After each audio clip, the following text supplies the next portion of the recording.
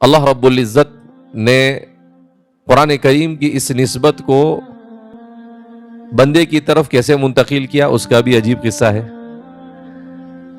ہماری طالب علمی کے زمانے میں والد صاحب سفر سے تشریف لائے، ایمبیسیڈر تھی، میں شاید سوم یا چہارم پڑھ رہا تھا، امتحان کا زمانہ تھا، رات میں 2:30-3 بجے آپ تشریف لائے، تو میں کتاب لے کر بیٹھا تھا جس کتاب کا امتحان تھا وہ، تو والد صاحب نے دروازہ کھٹکھٹایا، میں نے اٹھ کر فوراً کھول دیا۔ جب داخل ہوئے کمرے میں تو دیکھا کہ کتاب کھلی ہے، لائٹ چل رہی ہے، تو مجھے کہا کہ بھائی 2:30-3 بجے آپ کتاب پڑھ رہے ہو؟ تو میں نے کہا کہ صبح امتحان ہے، تو کہا امتحان کے لیے تو جلدی سونا چاہیے، پھر امتحان میں نیند آئے گی تو کیا کرو گے، لکھو گے کیسے؟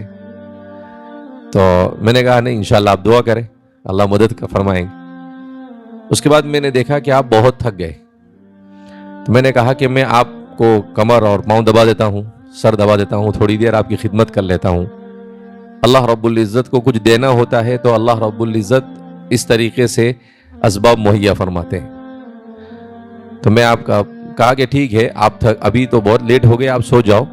میں نے اصرار کیا، میں آپ کے بدن دبانے لگا، اور اس کے بعد کافی دیر ہو گئی، 4-4:15 بجے والد صاحب کی آنکھ کھلی، تو میں خدمت میں مشغول تھا، تو والد صاحب کو بہت تعجب ہوا، وہ بالکل اچانک اٹھ کر بیٹھ گئے اور کہنے لگے کتنے بجے؟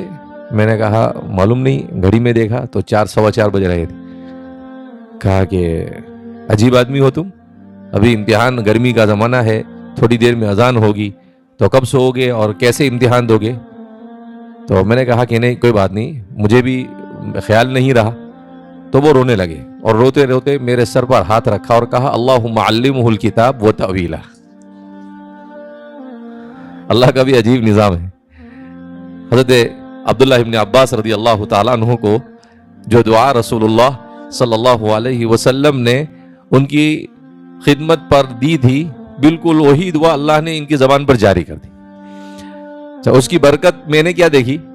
اس کی برکت یہ دیکھی کہ قرآن کے مضامین کھلنے لگے، کہ کہیں بھی تقریر کرنی ہے تو بہت مطالعہ کرنے کی ضرورت نہیں، صرف آیت سوچنی پڑتی ہے، کہ کوئی ایک آیت سوچ لو، پھر اس آیت کے اوپر آدھا پون 1 گھنٹہ گفتگو چلتی رہتی ہے، باتیں آتی رہتی ہیں۔ تو میں ہمارے طلباء سے کہا کرتا ہوں کہ ہم لوگوں سے کہتے ہیں، بزرگوں سے، کہ آپ ہمارے لیے دعا کیجیے، دعا کی درخواست کے بجائے ان کی ایسی خدمت کرو کہ وہ خود آپ کو دعا دینے لگے۔